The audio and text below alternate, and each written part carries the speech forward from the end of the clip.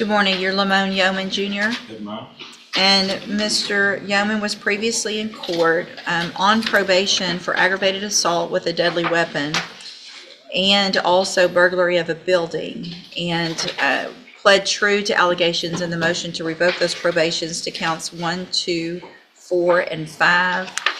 Does the state have any evidence with regard to the others, or are you ready to go forward? No, Your Honor, just ready to go forward. And I've received and reviewed the updated pre-sentence report. Has everyone had an I opportunity? misspoke, Judge, on the, because I believe you pled true, not true to number 7, which is failing to report. I do want to address those. Okay. I'm sorry, I meant that on number 6, the new firearm case, nothing's been brought over, nothing's been filed, so I have no evidence presented on that count. Okay, let me get that pulled up. You may proceed. Would you please? I'm sorry, would you please raise your right hand? Do you swear or affirm the testimony you're going to give in this hearing will be the truth, the whole truth, and nothing but the truth? Yes.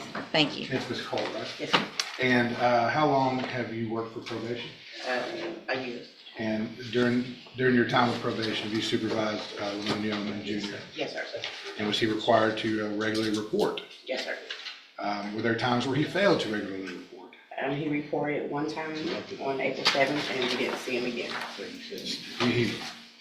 He reported on the 7th, you've not seen him since. Until he was arrested, yes, sir. So is it safe to say that on April 11th of 2025, April 21st of 2025, April 30th, 2025, May 9th, 2025, June 6th, 2025, and July 7th, 2025, he did not report as required to see you or to the probation? That is correct. Thank you. I'll pass witness. Any questions? I'm sorry, can you give me that date that he did report again? April 7th. April 7th. And have you were able to talk to him about the different reasons why he didn't report? I called him actually on his birthday, and I told him you have a warrant, and he told me because it was his birthday, he was not going to tell him. Are you aware of any times while he's, since his removal from safety, are you aware of any times where you may have called him or sent him text messages about a data report that he didn't get those messages? I called, I sent letters, and I called his mother. Okay. And his mother told me that he was aware of the warrant. I'll pass the witness. Another question for purposes of proving up count number 7, Your Honor. Okay. Based, any witnesses or information about count number 7? Oh, yeah. All right, then, based on that testimony, I am going to find sufficient evidence to find count 7 true. All right, and so, again, I've got the updated pre-sentence report, as well as there was a letter provided this morning. Mr. Nichols, have you had an opportunity to review the letter? I did not show it to Mr. Nichols. And take a look at that. Have y'all both had an opportunity to review the pre-sentence report update? We have, Your Honor. Yes, Your Honor, I have. Any additions or corrections to that report? Just a correction to the page 1, the bottom paragraph. It says that Mr. Yeoman was absconded from the aftercare program. He tells me he did not abscond. He was kicked out of that program. Okay. I guess being kicked out is better than being absconded. Anyway, all right. Anything else? That's what the PSI noted. And it looks like there was cap of 8 years agreed in the aggravated assault case, and then just really open in that burglary of a building on the state jail to run concurrently, correct? Yes, Your Honor. Mr. Rojas, you may make argument. Thank you, Judge. The court knows from reading the PSI, Mr. Yeoman was in safe P. He did successfully finish the first part of safe P. The aftercare program is a part that he was kicked out of. He pled not true to count 1 as far as, I believe that counts as he was selling K2. What Mr. Yeoman tells me is that one of his roommates in the aftercare was selling K2. All the roommates in that particular room were kicked out because the person selling did not claim ownership of the K2, so everybody in that room was kicked out.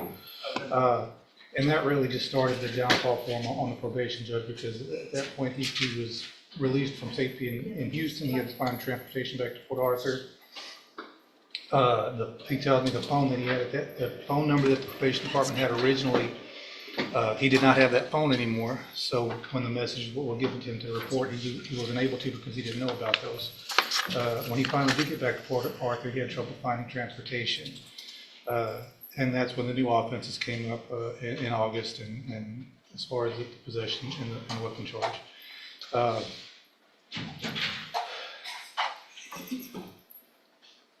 So according to, if his story is to be believed, that he was not selling K2 and everybody in the room got kicked out. There's not much for you to argue here today, is there? You haven't given your attorney anything to argue for you. Judge, I don't want to say that it's not his fault, but really, if he truly was not selling the K2, he would still have been able to finish that safety program. And that's what he's asking me to give the opportunity to do this morning, is finish that aftercare program, possibly even due to those new offenses, one of them being weapon, maybe even consider sending him to ISF Cognitive to help him make better decisions. And if you had more questions about what happened at safety, Mr. Yamon is willing to talk about those. So there was an ISF, okay, there have been 7 administrative hearings, 7. There have been, on the first case, the aggravated assault case, this is the 3rd motion to revoke probation.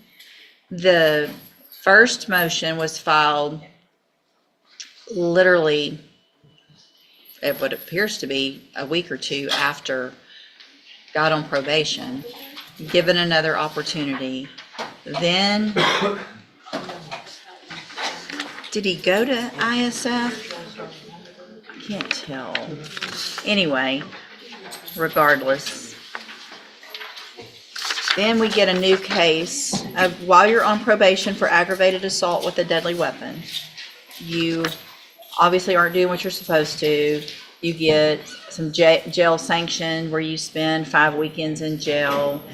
Then you decide to go commit another felony of burglary of a building. You come back in here. We all agree somehow for you to stay on probation for the first felony, give you another probation for the second. And then we're here again. I sent you to Safe P. And not only did you get kicked out of Safe P, whether it was your fault or not, you also have been arrested now for 3 new offenses. Is that right? 3? 2. 2. Sorry, 2 new offenses. Mr. Nichols? Judge, I'd urge the full extent of the cap that was agreed upon. Even without the problems in safety, the fact that he simply has not participated in his probation for the last several months or most of the last year, that he's been given multiple chances. And if you go back to his original PSI from 2019, from the 2019 offense, the ag assault, he downplays what he did. And he's never taken responsibility really for what he does.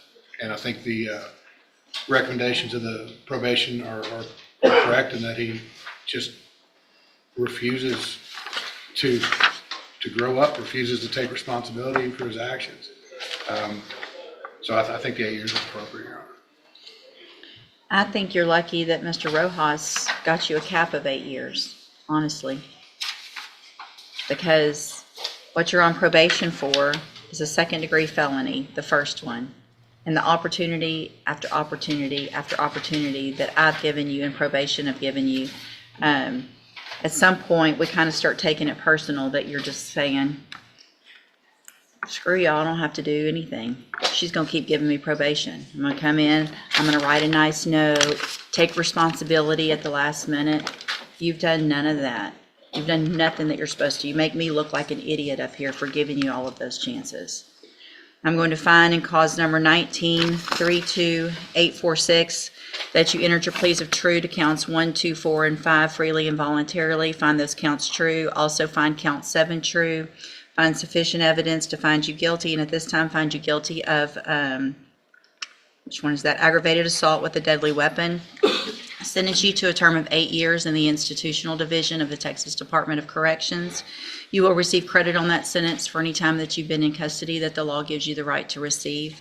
In cause number 23, DCCR 1556, also find counts 1, 2, 4, 5, that you entered those pleas of true freely and voluntarily. Find those counts true. Find count 7 true. Find sufficient evidence to find you guilty, and at this time find you guilty of burglary of a building. Sentence you in accordance with your that agreement to a term of 2 years in the state jail prison. You will also receive credit on that sentence for any time that you've been in custody that the law gives you the right to receive. In each of these cases, they'll run concurrently, which means together at the same time. I'm handing you the trial court certifications that shows that these were agreements that I followed, and so you've waived your right to appeal. I also handed you a written admonishment regarding your ineligibility to possess a firearm or ammunition. Because of those judgments entered against you, you're ineligible under Texas law to possess a firearm or ammunition. Possession of a firearm or ammunition could lead to charges against you. Firearm is a legal term, and you should read the written admonishment I provide you to see what devices qualify as a firearm. If you have questions about the laws that make you ineligible to possess a firearm or ammunition, or about how long that lasts, you can talk with Mr. Rojas. You can go back with the paper. Thank you, Your Honor. Thank you.